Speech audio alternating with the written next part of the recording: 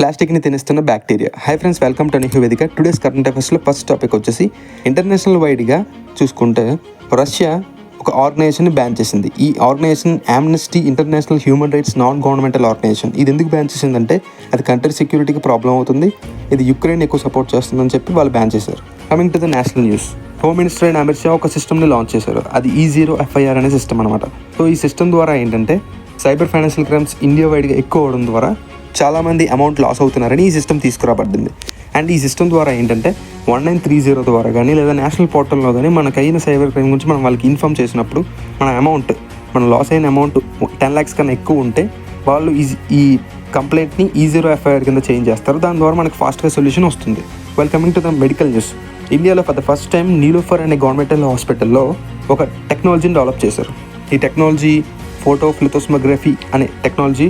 ఈ టెక్నాలజీ ద్వారా ఏంటంటే జనరల్గా మనకి బ్లడ్ టెస్ట్ చేయాలంటే మన బ్లడ్ తీసుకొని దాన్ని టెస్ట్ చేసి కొన్ని అవర్స్ తర్వాత రిజల్ట్ వస్తుంది. బట్ దీని ద్వారా ఏంటంటే మన బ్లడ్ తీసుకోకుండా మన ఫేస్ని ఫోటో తీసి దాని ద్వారా లోపల ఉన్న బ్లడ్ ప్యూరా ఇంప్యూరా ఆ టెక్నాలజీ చెప్తుంది అనమాట. కమింగ్ టు ఫైనల్, సో లండన్లో ఉన్న బ్రునాల్ యూనివర్సిటీకి సంబంధించిన సైంటిస్ట్స్ ఒక బ్యాక్టీరియాని కనుగొన్నారు.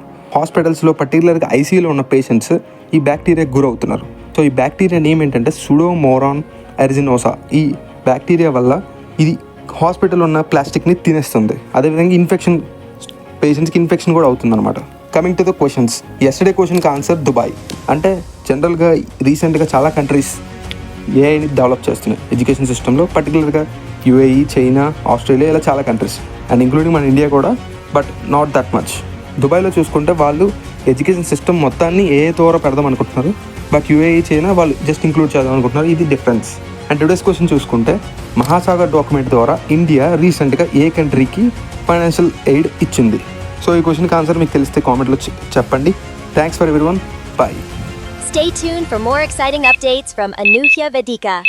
Don't forget to like, share, comment, follow us on Instagram and Facebook.